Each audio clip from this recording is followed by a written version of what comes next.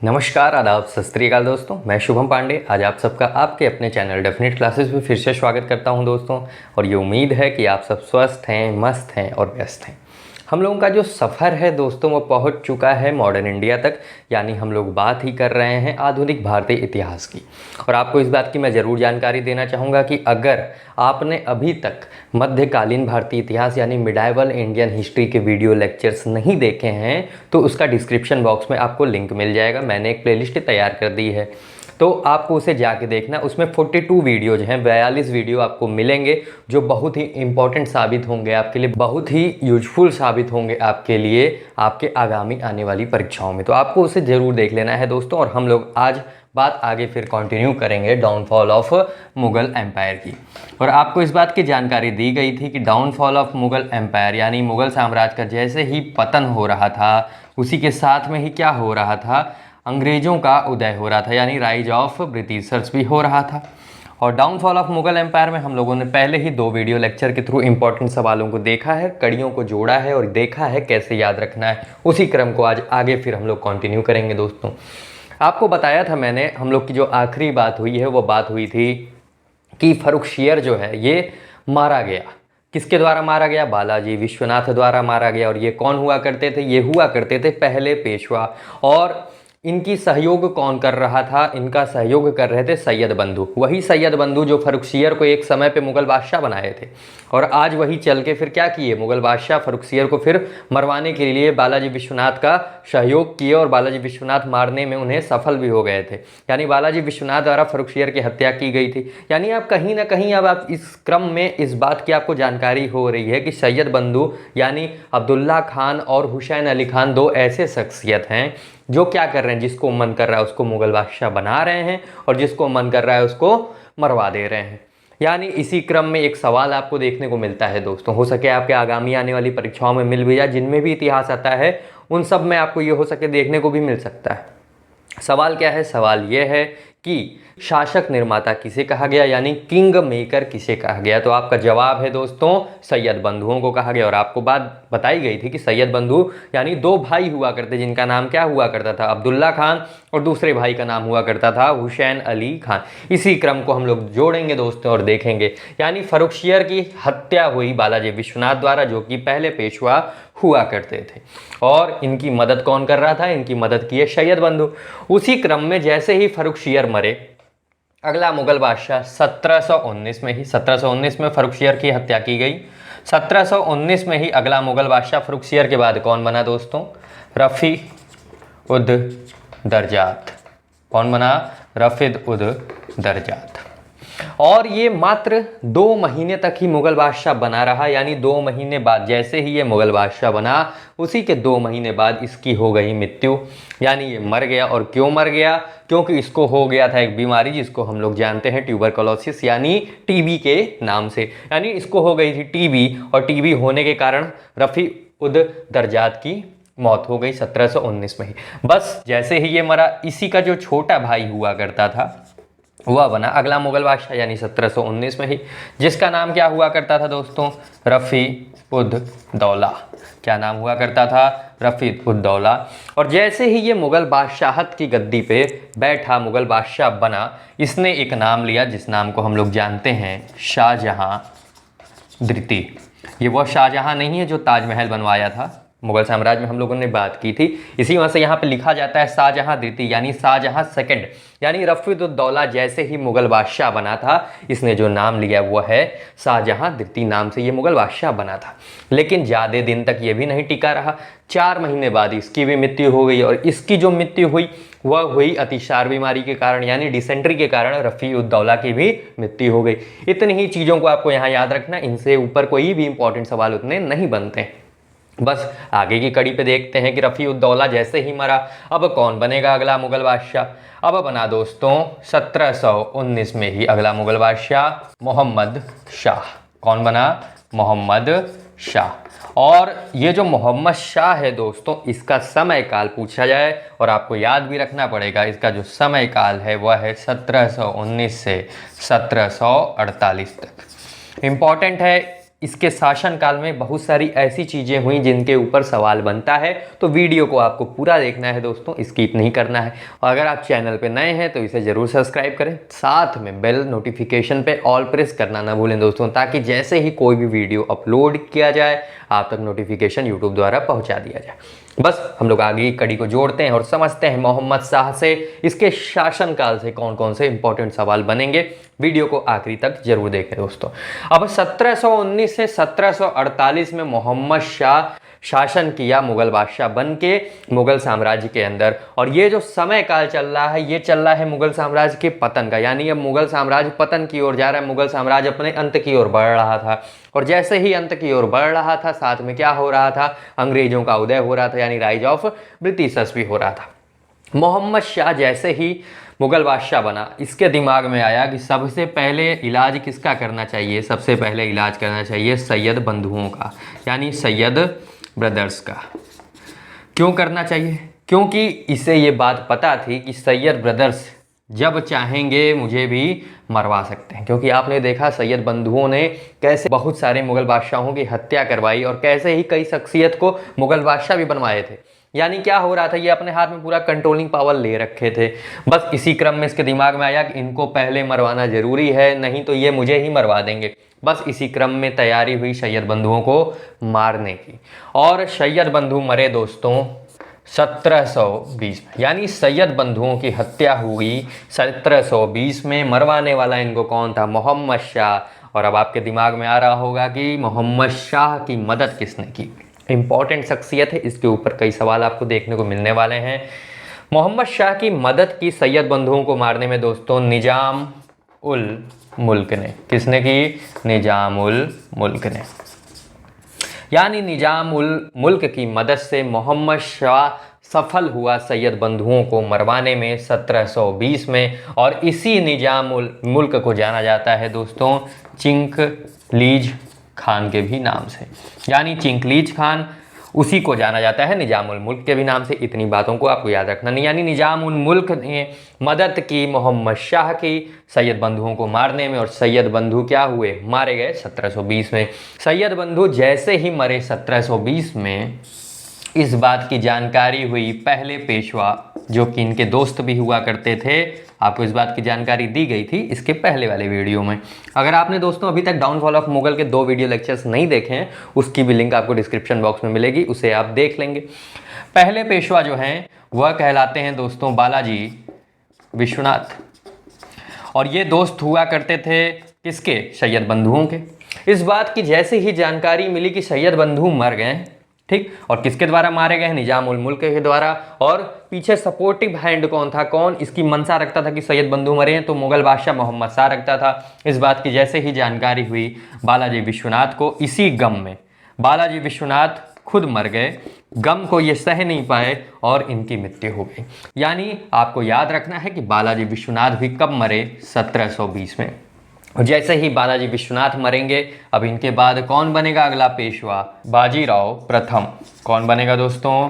बाजीराव प्रथम, यानी बाजीराव फर्स्ट बनेगा अगला पेशवा, यानी दूसरा पेशवा मराठा साम्राज्य में। और क्या हुआ करते थे पेशवा? इस बात की हम लोगों ने पहले ही चर्चा की है। और किसके द्वारा ये पेशवा की प्रथा शुरुआत की गई थी? किसके द्वारा पद बनवाया गया था? अगर सवाल आपके दिमाग में आ रहा है, सवाल पूछा भी जाता है, मैंने आपको इसकी जानकारी दे दी थी। कौन थे वह हुआ करते छत्रपति शाहू महाराज के द्वारा ये पद बनाया गया था।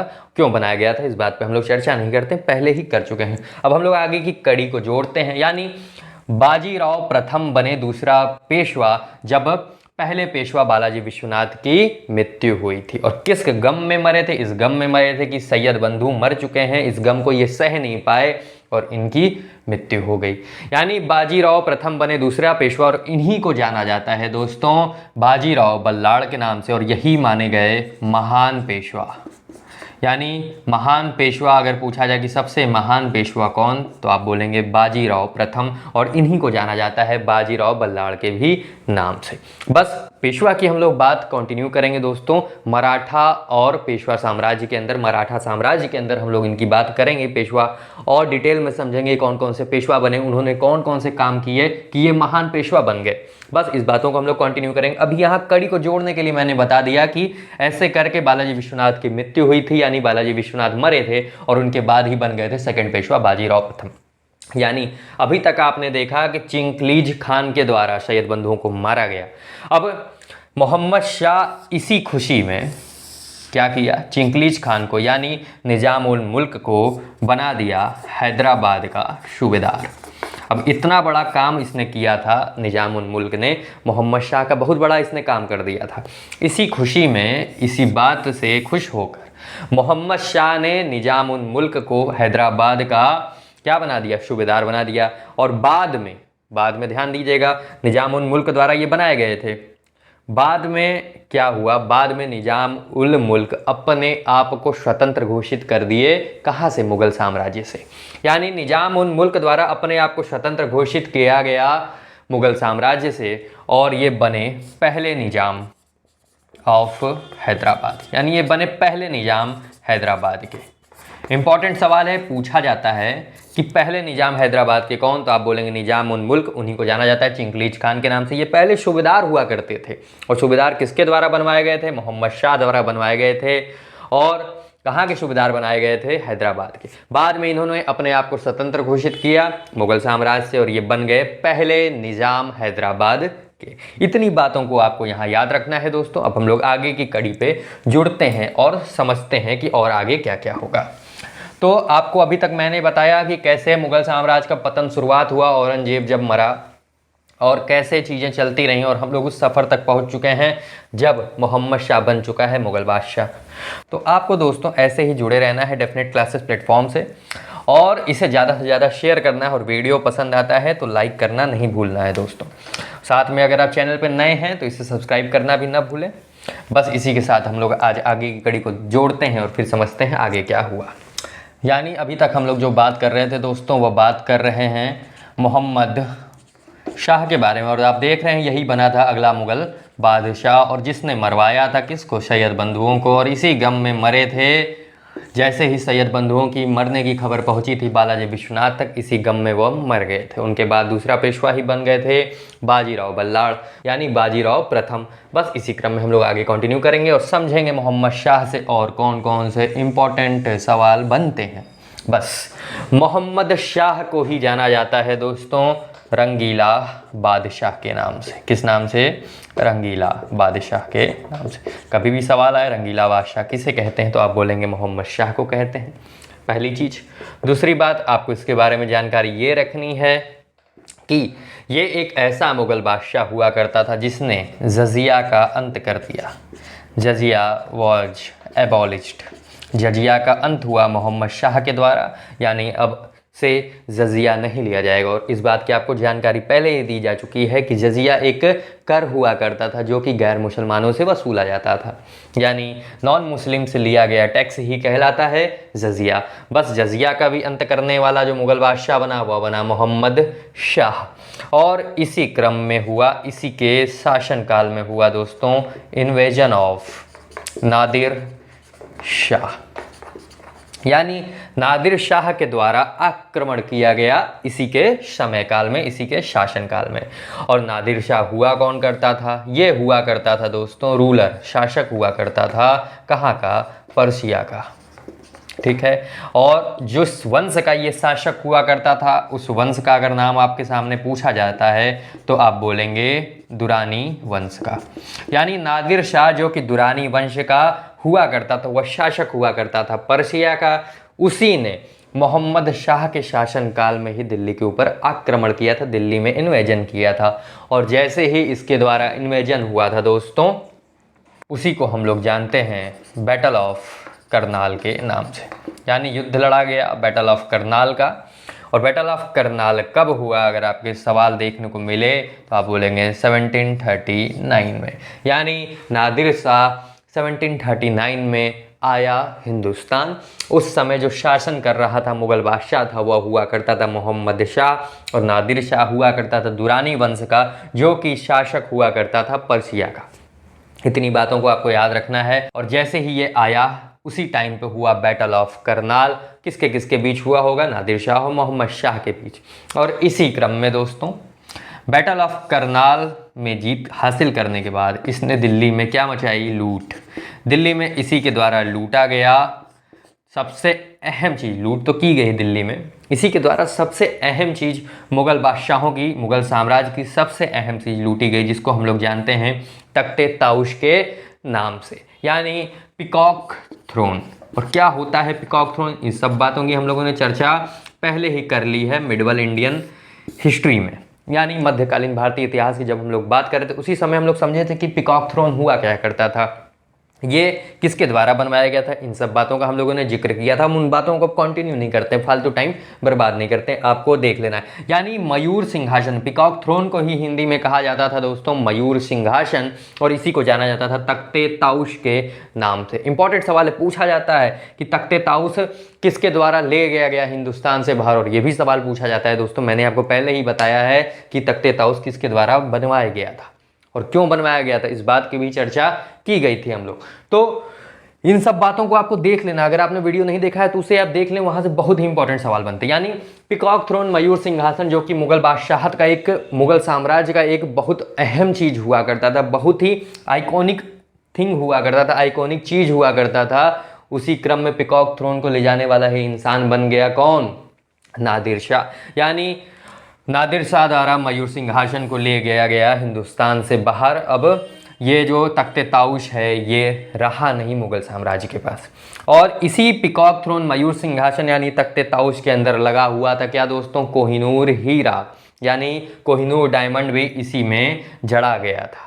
बस, यानी कोहिनूर हीरा भी अब हिंदुस्तान से क्या हुआ? बाहर चला गया है। इस बात की भी आपको जानकारी मिल गई इससे। और इसी क्रम में दोस्तों आपको याद रखना है कि नादिर शाह जो था ये 1747 में, 1747 में इसकी हो गई मृत्यु। यानी 1747 में क्या हो गया? मरा। ठीक। और जैसे ही ये मरा तो इसी का बेटा बना अगला शासक दुरारी वंश में। कहाँ का शासक? पर्सिया का, और जिसका नाम हुआ करता था अहमद शाह अब्दाली। याद रखना इस शख्सियत को, ये कई बार आपको सवाल देखने को मिलेगा। और अभी आप कंफ्यूज भी होंगे हल्का सा अगर आप चीज़ों को नहीं ध्यान से समझेंगे। यानी नादिर शाह सफल हुआ मयूर सिंहासन को ले जाने में हिंदुस्तान से, और नादिर शाह जब 1747 में मरा दोस्तों तो इसी का बेटा बना था अगला शासक पर्सिया का, जिसका नाम हुआ करता था अहमद शाह अब्दाली। और 1748 में, 1748 में मोहम्मद शाह जो था ये मर गया, और इसके बेटे का नाम क्या हुआ करता था? इसके बेटे का भी नाम हुआ करता था दोस्तों अहमद शाह।